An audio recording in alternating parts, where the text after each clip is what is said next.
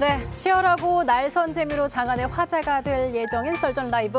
주말 사이 저희 썰전 라이브 못지않게 설전이 벌어진 토론의 장이 있었으니 바로 이재명 경기도지사의 페이스북입니다. 지난 토요일 이 지사가 올린 복지 후진국에선 복지적 경제 정책인 기본소득이 가능하고 필요하다. 이 글 때문이었는데요. 누리꾼들의 댓글에 일일이 다시 대댓글을 달면서 적극적인 반응을 보였습니다. 몇 개만 좀 볼까요? 자, 일단 맞춤법을 지적하는 댓글에는 좋은 지적 감사합니다 라고 친절한 웃음을 날리기도 하고요. 이재명 지사는 즉흥적이며 임기응변에 능하다 보니 스텝이 스스로 꼬이게 되는 것이란 비판은 이해도가 높으면 그런 오해가 사라진다라고 응수했습니다. 그리고 무슨 글을 써도 믿지 못하겠다. 주장의 양보다 질에 집중하라. 이런 요구에는 이해하려고 노력하거나 이해 능력을 더 키워보라. 이렇게 답변을 했네요. 이재명 지사의 기본소득론을 향한 공방은 누리꾼들뿐만 아니라 여야 할 것 없이 벌어지고 있습니다. 이 지사의 본격 역공 모드 들어가는 걸까요? 예, 세 번째 주제는 이재명의 기본소득 썰전입니다. 이재명 경기지사의 대표 정책이 이제 기본이 들어가는 기본소득인데 일부 이제 비판 댓글을 단 네티즌에도 직접 대응을 했어요. 이게 뭐 원래 성격이 솔직하시니까 그렇게 봐야 될까요? 저는 뭐 그렇게 직접적으로 소통하는 건 전 좋다고 봐요. 바람직하다고 보고 저는 기본소득 문제 제가 이재명 지사한테도 직접 그런 말씀을 드린 적이 있는데 기본소득은 연구할 가치는 있는 주제다. 그러나 기본소득이라는 정책을 우리가 바로 집행하는 거는 위험하다. 그런 말씀을 드린 적이 있어요. 그래서 이 문제에 대해서는 공론의 길을 여는 이런 역할을 이재명 지사가 했던 거에 대해서 저는 긍정적으로 봅니다. 어떻게든지 자기가 양극화 이후에 또는 4차 산업혁명 이후에 이 일자리 없는 노동 없는 미래에 대한 여러 가지 공론들을 우리가 준비를 해야 되는데 그중에 하나가 기본소득 쟁점이 들어가는 건 맞죠. 그래서 이 논의를 함께 해나가는 점에서는 의미가 있는데 이거를 당장 저보고 25조, 50조를 가지고 당장 내년부터 실행을 하자. 이거는 좀 위험할 수 있다. 그리고 이건 우리 당론은 아닙니다. 그래서 이 문제에 대해서 이재명 지사도 아마 이런 여러 가지 공론의 과정을 통해서 국민들의 의견 또는 반론들 이런 걸 잘 한번 소화하면서 한번 정리정돈을 할 수 있는 기회가 됐으면 좋겠다. 네. 정말 나 생각과 똑같아요. 아, 그래? 제 생각. 이게 그러면 안 되는데, 아니 이거. 기본소득이라는 거는 이상적인 그러니까 국민들의 기본적인 삶을 국가가 보호해주는 그러니까 그거를 지원해주는 굉장히 좋은 생각이에요. 근데 이걸 어떻게 할 것인가. 이 문제는 굉장히 어려운 부분이거든요. 사실은 현행 복지제도의 구조조정이나 개편 없이 과연 이걸 도입할 수 있겠느냐. 이재명 지사가 지금 얘기하고 있는 1년에 50만 원씩 주겠다. 그리고 그 다음에는 1년에 두 번 50만 원씩 주겠다. 예. 이거를 기본소득이라고 얘기하는 거는 부끄러운 얘기고요. 현실적으로 세입을 또 어떻게 할 것인가, 세출을 또 어떻게 할 것인가를 우리가 종합적으로 논의해서 또 이것을 국민들께 동의를 구하는 아주 큰 작업이거든요. 그렇기 때문에 지금 기본소득이라는 그런 깃발만 들고 1년에 50만 원 드리겠습니다. 이런 얘기를 하는 거는 저는 1년에 50만 원 주는 기본소득 반대입니다. 그건 할 필요가 없는 근데 거고 기본소득이라고 다른 수는 방법으로 우리 오히려 복지를 강화하는 예를 들면 청년들이 너무 어려우면 적어서 기본소득 역할을 못한다는 청년 것이죠. 수당을 좀 인상하면 되고 기초노령연금이 좀 부족하면 기초노령연금을 좀 인상하는 방법으로 복지를 좀 더 촘촘히 하는 방법으로 가도 되는데 굳이 그거를 기본소득이라고 얘기를 할 필요는 없는 것이고 이거는 굉장한 공론의 장에 공론이 필요한 것이고 국가의 전체 세출의 틀, 세입의 틀을 바꾸는 거기 때문에 신중하게 접근할 필요가 있다고 저는 말씀 앞으로 동의합니다. 이번 대선 과정에서 이 논쟁이 좀 벌어져야 되는데 크게 보면 뭐 기본소득 논쟁이 얼마나 갈지는 모르겠어요. 하지만 근본적으로 앞으로 대한민국이 10년 동안 뭐 할 거냐. 대한민국의 OECD 평균까지 이제 담세율을 높이면 한 100조 정도의 추가 재원 가능성이 있습니다. 물론 이제 국민들이 이제 동참할 때 얘기죠. 이 100조를 가지고 뭘 할 거냐 앞으로 10년의 대한민국의 이 방향을 결정하는 아주 중요한 문제인데 이 중에 1순위는 전 평생복지라고 생각해요.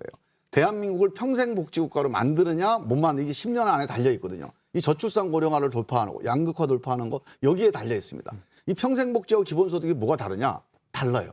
평생복지는 필요한 사람에게 필요한 만큼 실업 그러면 이 사람에게 실업을 극복하려면 생활비 필요하다고 뭐 150만 원, 200만 원. 그다음에 노령 뭐 이제 일할 능력이 떨어졌다. 그다음에 장애인 뭐 병원에 입원했을 때 필요할 때 그 필요한 만큼 병원비가 1,000만 원 나오면 1,000만 원 줘야 돼요. 이게 이제 평생복지 시스템인데 이걸 먼저 만들어 놓고 그럼 기본적인 생활이 되잖아요.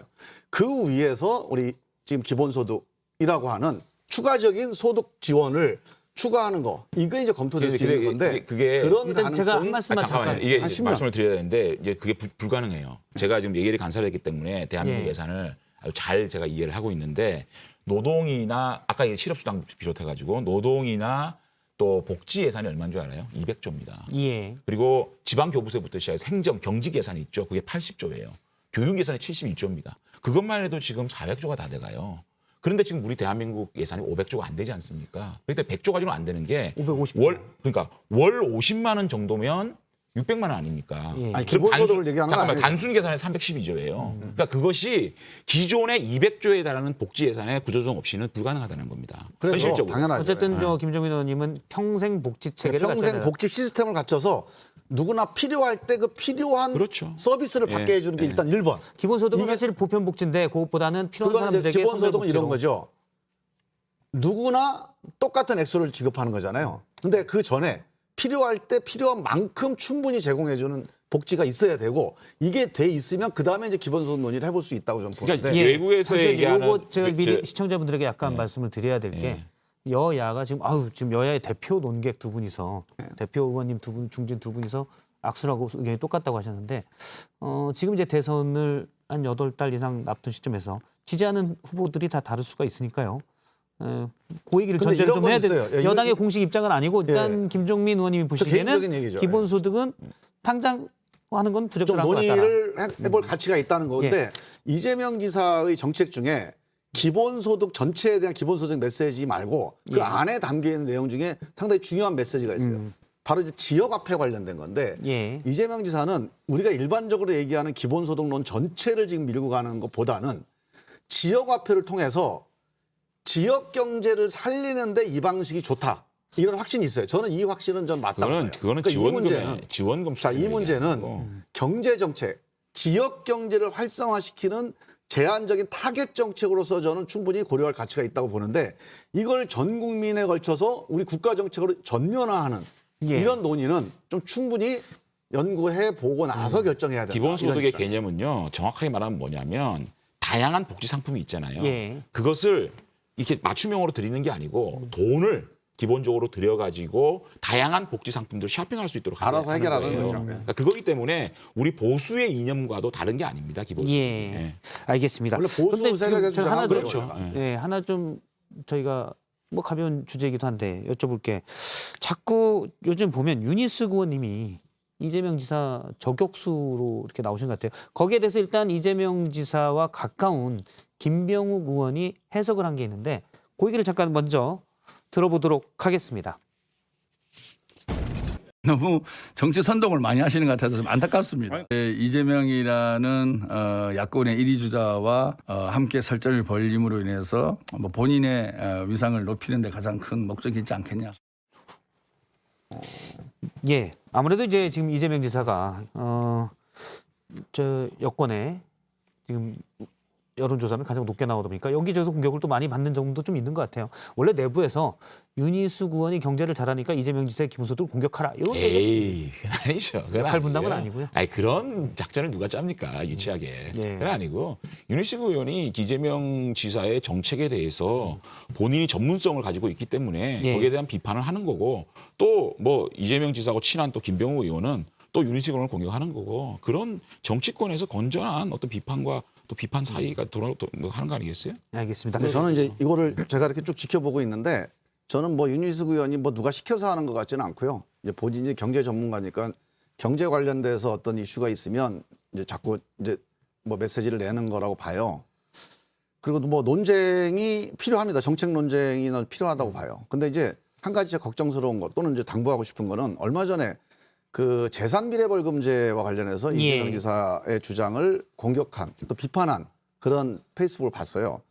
이게 핀란드가 재산비례벌금이 아니고 소득비례벌금이다. 용어가 틀렸다. 이렇게 예. 얘기를 하는데 이게 제가 이제 우리 이걸 입법하는 과정들에 참여를 했기 때문에 우리 국회에서도 재산비례벌금제라고 얘기를 해요. 그러니까 아. 경제력 비례 벌금제입니다. 그 재산이란 건 재산과 그냥 용어로 쓸 뿐이다. 소득을 같이 이제 종합해서 경제력 비례 벌금제인데 일반적으로 재산 비례 벌금제라는 게 이게 이제 상식 용어로도 사전에도 올라와 있는 용어라서 예. 이거를 이재명 지사가 소득을 재산으로 오인하고 그런 주장을 했다. 이렇게 보는 건 약간 말꼬리 잡기에 해당돼서 논의가 그런 식으로 이제 너무 공격에 초점을 두다 보면 그런 문제가 생길 수도 있다. 차기 대통령 그런 점들을 후보는 좀 단어 고민해야 돼요. 하나하나 쓰실 때 정확하게 써야 되는 정확한 책임은 단어요. 예. 이재명 지사가 져야 되는 저희 거고 정확한 요 단어로 얘기를 계속 하는 거 우리가 재산에 아주 벌금. 사전에 시간이- 올라와 있는 용어예요, 그게. 앞서 이제 두 분께서 너무 열띤 토론을 하셔서 저희 시간이 다 지났습니다. 손실보상제 얘기 안 해요? 그거는 시간이 지났습니다. 아, 이 민주당의 손실보상제도 좀 밀어붙여줘야 되는데 아니, 해야 됩니다, 이게 진짜. 그것도 뒤에 대통령이 코너들이 또 있어서 대통령이 기분 쓰는 좀 식으로 이 연장하면 재난 안 지원 이거 하면 안 돼요. 아니, 손실보상제가 엄청 손실보상제도라는 중요한 어떤 문제죠. 저도 법의 엄청 테두리 내에서 우리 소상공인들이 예. 정말 어려운 상황에 맞았을 때 예측 가능하게 내가 어느 정도 국가로 보상받을 수 있을 것이다라고 예측하고 빨리 만들어야 돼. 운영해야 되지 않겠습니까? 이거 만들어야 되는데 민주당이 지금 기재부 반대하면 아니, 집권 만들어야 여당이 되고 뭐 하는 거예요? 그다음에 이게 제도화되기 전이라도 예. 손실보상에 준하는 지원 프로그램을 빨리 만들어야 됩니다. 이제 손실보상제에서 핵심은 지금 핵심은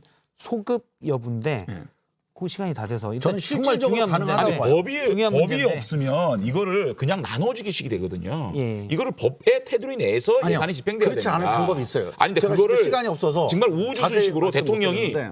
내가 이거 한번 줘야지 이런 식으로 결정돼서 재난지원 그럼 안 이런 되죠. 식으로 안 됩니다 이제는. 근데 손실보상제 소급 부분은 예를 들어 그런 거겠죠. 그러니까 뭐냐면 응당한 정부의 방역 수칙에 따른 피해를 응당하게 보상하는 거고 지원하는 것은 힘들었지 지원해줄게. 그렇죠. 약간 철학적으로 좀 다른 부분은 있는 것 같아요. 지금 근데 말씀하신 이렇게 게 가면 어떤 됩니다. 얘기인지 실질적으로 손실보상제를 법제화하잖아요. 예. 그 이전에 그 법에 포함되지 않는 손실분이 있죠. 이 분은 지금 있는 우리 재난지원 프로그램을 충분히 보상을 해드려야 됩니다. 예. 만약에 이게 없이 소급 문제가 그냥 얼렁뚱 넘어가 버리면 일단 실질적으로 이번에 피해 입은 아니, 사람들이 잠시 보상이 시간이 안 되잖아요. 죄송합니다. 아니 근데 다들 이래서는 이런 안 되죠. 민주당 국회의원들 만나보면 다 이런 말을 해요. 다음에는 근데 주제라 왜 두 개만 못합니까? 해서 제가 180을 하겠습니다. 가지고 있는데. 이제 예산 움직이는 저희가 게 그게 아니 아까 민주당이 잠시만요. 이해가 안 돼요. 간사해봤으면서 정말로 그걸 이해가 안 몰라, 돼요. 그걸? 아니, 민주당 얘기를 집권 여당인데 간사해보면 예산 쓰는 게 그거를 쉽지가 말은 않잖아요. 맨날 이렇게 하면서 실천을 못 해요. 예. 180을 밀어붙이고 다 밀어붙이고. 다음 주에 아니요, 이분 그렇지 않고요. 문제고 제가- 깊게 좀 보겠습니다. 지금 불꽃 효과가 계속 나오고 있는데 전기료가 많이 나오기 때문에 저희가 저효과는 이제 그만 쓰도록 하겠습니다. 제작비도 있고 전기료 저거 전력 소모가 커요. 불꽃 효과가 열은 전기에 예 근데 알겠습니다. 시간이 너무 모자라. 모자라요. 이 손실보상법까지 이거 한 아니 시간 이게 토요일 날 바로 또 하시죠. 이걸 녹화하게 유튜브, 되면 이따 유튜브로 또 하시죠. 편집 때문에 또 안 돼요. 알겠습니다. 유튜브로 또 하시고 오늘 두 분 말씀 여기까지 듣겠습니다. 고맙습니다. 고맙습니다.